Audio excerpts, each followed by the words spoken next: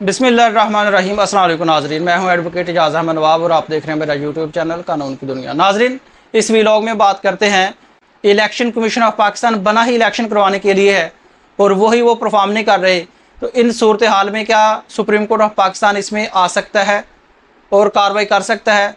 क्या chief election commissioner को आईनी ओहदे से फारग कर सकता है? क्या care taker prime minister, care taker government election करवाने के लिए इलेक्शन कमीशन ऑफ पाकिस्तान के ऊपर कोई कार्रवाई कर सकती है, कोई प्रेशर डाल सकती है, कोई ऑर्डर जारी कर सकती है या नहीं? लेकिन उससे पहले आपको बताता चलूं कि इलेक्शन कमीशन ऑफ पाकिस्तान की प्राइम ड्यूटी होती है इलेक्शन करवाना, जबकि पाकिस्तान में चीफ जस्टिस साहब अपने जजमेंट में लिखते हैं कि जो इलेक्शन कमीशन है वो इलेक्शन करवाने के अलावा, अपने काम के अलावा बाकी सारे काम कर रहा है। अब एक छोटा सा मसला मर्दमशुमारी, जब नई डिजिटल मर्दमशुमारी हो चुकी थी तो उस वक्त क्या इलेक्शन कमीशन सो रहा था? इलेक्शन कमीशन को नहीं पता था कि ये मर्दमशुमारी हो गई है, आबादी बढ़ गई है, तो हमने नई हल्का बंदियाँ करनी है, तो उस वक्त क्यों नहीं की? अब जबकि इलेक्शन कमीशन की ये आईनी ड्यूटी थी कि अगर हल्का बंदियाँ आपने करनी है तो जब मर्दमशुमारी होगी आप करें हल्का बंदियाँ, नहीं की, चुप कर रहे।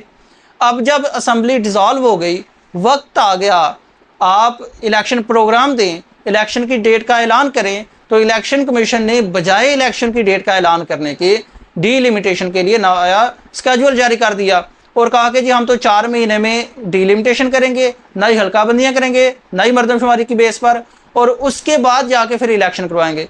यानी कि सीधा सीधा आइन से इनहिराफ, सीधा सीधा आइन को खुडे लाइन लगा दिया, सीधा सीधा आइन को रोन दिया गया और सीधा सीधा ये कह दिया कि हम नहीं मानते आइन की ये ज़ाब्ते।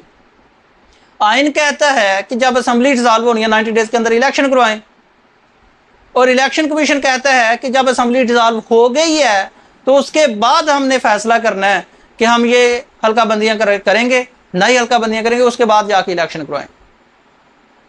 इस सूरत हाल में supreme court bar association supreme court जा चुकी है, पिटीशन फाइल हो चुकी है कि ये जो फैसला है मुश्तरका मुफादात कौंसिल का, ये गलत है।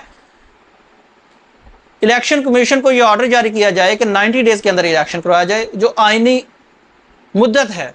आइन कहता है कि जब असम्बली डिसॉल्व होनी है तो उस वक्त 90 डेज के अंदर इलेक्शन होना है। आइन कभी ये नहीं कहता कि जब असम्बली डिसॉल्व होनी है उसके बाद आपने हल्का बंदियां करनी है। तो सुप्रीम कोर्ट के पास पावर है, सुप्रीम कोर्ट सो मोटो नोटिस भी ले सकती है, पिटीशन सुप्रीम कोर्ट के पास पहले ही पहुंच चुकी है, सुप्रीम कोर्ट उस पिटीशन पर अमल भी कर सकती है, सो मोटो नोटिस भी ले सकती है, और उसके साथ जो केयर टेकर प्राइम मिनिस्टर है, केयर टेकर कैबिनेट है, केयर टेकर सेटअप है, गवर्नमेंट है, उसकी भी इलेक्शन कमीशन के साथ जो बेसिक ड्यूटी है वो ये होती है कि आपने असिस्ट करना है इलेक्शन कमीशन को इलेक्शन का इनेकाद करने पर। आपने रोज़मर्रा के मैटर चलाने हैं और उसके बाद जो आपकी प्राइम ड्यूटी है, जो मेन ड्यूटी है, वो इलेक्शन कमीशन को इलेक्शन का इनेकाद करने में असिस्ट करना है। लेकिन यहाँ पर ये क्या हुआ कि आज देखा गया कि केयर टेकर गवर्नमेंट की आज फर्स्ट मीटिंग थी, पहला इजलास था, उस पहले इजलास में इलेक्शन के इनेकाद पर तो कोई बात नहीं हुई। ये कहा गया कि हमें अवामी मैंडेट मिला खिदमत के लिए, जबकि अवामी मैंडेट तो नहीं मिला, मैंडेट तो मिला इलेक्शन के लिए। अवामी मैंडेट तो उसके पास होता है जो अवाम से मुंतखब होकर आता है। और ये भी कहा गया कि जी हम मुल्क की तरक्की के लिए, ज़ाहिर सी बात है, खुशी की बात है, खुश आइंद बात है, करनी चाहिए मुल्क की तरक्की के लिए, हर बंदा ही कोशिश करता है, करनी भी चाहिए, लेकिन उसके साथ अपनी ड्यूटी भी करनी चाहिए। इलेक्शन वाली वो तो किसी ने बात ही नहीं की। ना तो इलेक्शन कमीशन को कोई ऐसा मरासला जारी किया है केयर टेकर प्राइम मिनिस्टर की तरफ से कि असम्बली डिसॉल्व हो गई है, आप इलेक्शन का इनेकाद करें, नहीं किया। इलेक्शन कमीशन ने भी ऐसा नहीं किया। तो इस दोनों सूरत हाल में इलेक्शन कमीशन की जो बेसिक ड्यूटी बनती थी वो उन्होंने की नहीं, आइन से इनहराफ किया है। Supreme court of Pakistan chief election commissioner को आइन से इनहराफ करने पर अपनी प्राइम ड्यूटी को देखें, जब मर्दमशुमारी कंप्लीट हुई थी उस मर्दमशुमारी के मुताबिक नई हल्का बंदियां नहीं की थी बर वक्त, तो आइन से इनहराफ किया था, नेग्लिजेंसी थी चीफ इलेक्शन कमिश्नर की और इलेक्शन कमिश्नर की जो जिम्मेदार थे वो नेग्लिजेंसी थी।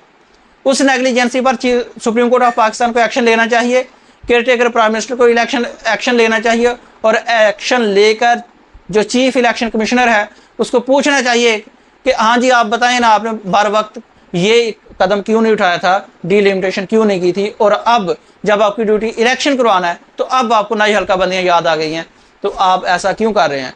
सुप्रीम कोर्ट ऑफ पाकिस्तान भी एक्शन ले सकती है, केयर टेकर प्राइम मिनिस्टर भी एक्शन ले सकते हैं, कम अज़ कम ऑर्डर ही कर सकते हैं कि करवाएं इलेक्शन, लेकिन नहीं करवाएंगे। और अभी तक कोई ऐसा कदम सामने नहीं आया। सुप्रीम कोर्ट के कोर्ट में बॉल पड़ी है, पटिशन पड़ी है, वो इस पर कोई एक्शन लेती है या नहीं, लेकिन इस वक्त तक आइन के ख़िलाफ़ वर्जी सारी हो रही है, होती रहेगी।